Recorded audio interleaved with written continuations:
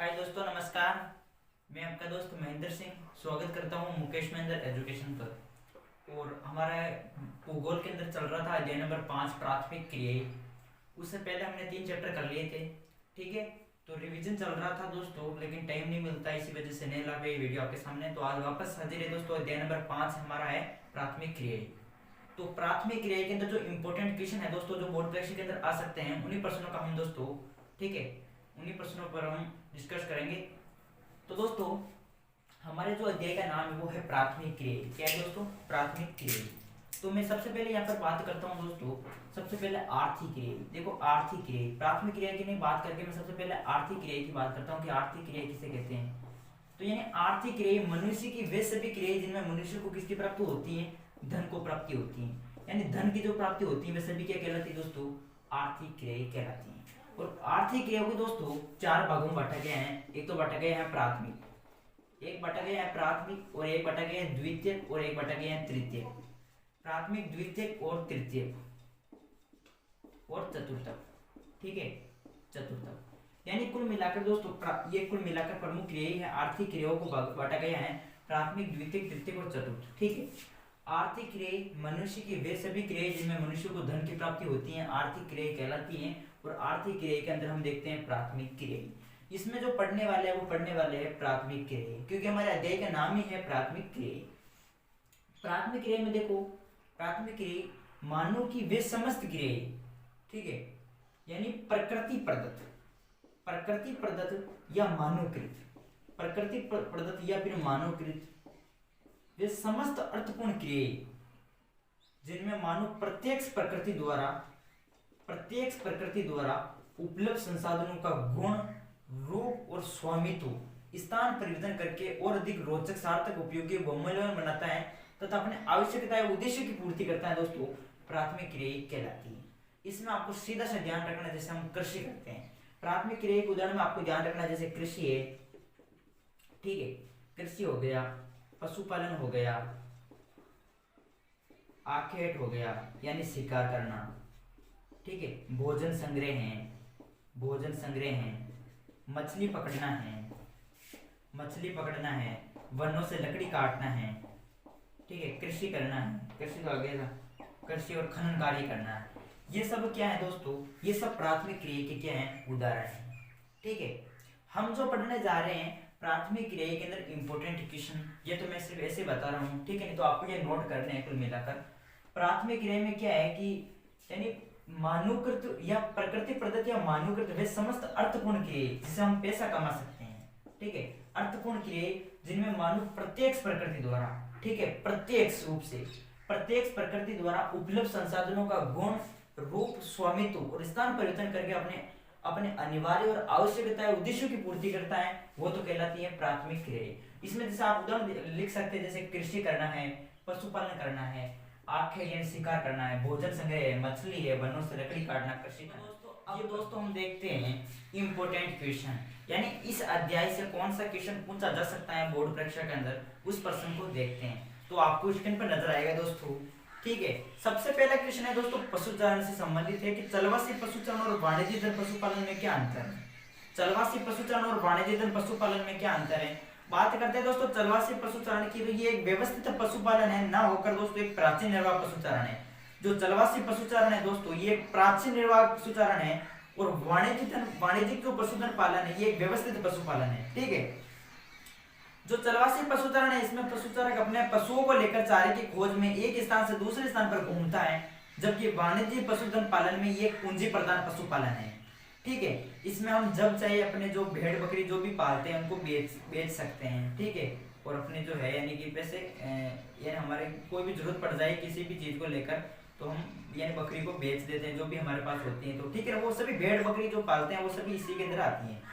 और इसमें देखो चलवासी पशुचारण, इसमें पशुओं को एक फार्म में बाड़ लगाकर पाला नहीं जाता, इसमें पशुओं की विशेष देखभाल नहीं की जाती। जबकि जो वाणिज्यिक पशुपालन होता है, इसमें पशुओं को एक फार्म में बाड़ लगाकर पाला जाता है। और ये जो चलवासी पशुचारण है, इसमें एक साथ बहुत सारे पशुओं को पाला जाता है। और वाणिज्यिक पशुपालन में क्या होता है, इसमें पशु प्रमुख है, जैसे भेड़ बकरी गाय, ये प्रमुख वाणिज्यिक पशुधन पालन में पाली जाती है। तो ये नोट कर लीजिए दोस्तों। आगे हम बात करते हैं कृषि को लेकर कि कृषि से क्या संबंध, कृषि की परिभाषा पूछ ली जाती है। तो देखो यानी कि कृषि, कृषि में आपको ध्यान रखना कि मानव की देख रेख में प्राकृतिक परिस्थिति के अनुकूल उगाए गए छोटे से छोटे पौधे से लगाकर विशाल का वृक्ष तक को क्या कहा जाता है दोस्तों, कृषि कहा जाता है। मानव की देख रेख में प्राकृतिक परिस्थितियों के अनुकूल उगाए गए छोटे से छोटे पौधे से लगाकर विशाल का वृक्ष तक को कृषि कहा जाता है। ठीक है, कृषि दो प्रकार की होती है, तो आदिकालीन निर्वाह कृषि एक आदिकालीन निर्वाह कृषि और गहन निर्वाह कृषि। आदिकालीन निर्वाह कृषि में क्या होता है, इसे झूमिंग कृषि भी बोल सकते हैं दोस्तों, स्थानांतरित कृषि भी बोल सकते हैं। और जो अपनी गहन कृषि होती है, गहन कृषि का उदाहरण आप चावल से ले सकते हैं। ठीक है, तो इन कृषि के बारे में आपको थोड़ा सा ध्यान होना चाहिए, आदिकालीन निर्वाह कृषि क्या है, गहन निर्वाह कृषि क्या है। तो इससे पहले हम इसके बाद आगे क्वेश्चन जो देखते हैं, ये तो आपको नोट करने हैं कि कृषि की परिभाषा क्या है और कृषि दो प्रकार की होती है। वैसे देखो जो है कृषि दो प्रकार की होती है, निर्वाह कृषि की आदिकालीन निर्वाह कृषि और जीवन निर्वाह कृषि। ठीक है, तो यहाँ पर हम आगे बात करते हैं दोस्तों, आगे जो है वो है अपनी रोपण कृषि। आगे बात करते हैं रोपण कृषि की। रोपण कृषि लाभ के लिए बड़े आकार क्षेत्र में की जाती है, अधिक पूंजी उच्च प्रबंधन तकनीक वैज्ञानिक विधियों का प्रयोग किया जाता है। रोपण कृषि की जो फसलें हैं वो चाय, कॉफी, कपास, गन्ना, ये प्रमुख फसलें हैं।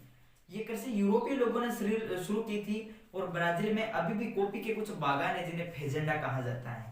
अब यहाँ पर बड़ा क्वेश्चन इंपॉर्टेंट पूछा जाता है कि रोपण कृषि की क्या विशेषताएं हैं।